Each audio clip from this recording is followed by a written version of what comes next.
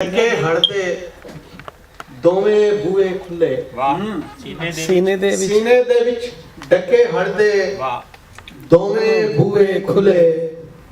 ਸੁਲਝੀ ਸ਼ਾਮ ਦੀ ਝੋਲੀ ਦੇ ਵਿੱਚ ਕਿੰਨੇ ਹੰਝੂ ਡੁੱਲੇ। ਡੁੱਲੇ। ਵਾਹ ਵਾਹ ਵਾਹ ਵਾਹ, ਕੀ ਬਾਤ। ਬਾਹਰੋਂ ਜਿਉਂਦੇ ਜਾਗਦੇ ਲੋਕੀ ਵਾਹ ਅੰਦਰੋਂ ਸਾਰੇ ਮੋਏ। ਆਹਾ ਆਹਾ, ਵਾਹ ਵਾਹ ਵਾਹ ਵਾਹ ਬਾਹਰੋਂ ਵਾਹ। ਜਿਉਂਦੇ ਜਾਗਦੇ ਲੋਕੀ ਵਾਹ ਵਾਹ ਅੰਦਰੋਂ ਸਾਰੇ ਮੋਏ। ਵਾਹ।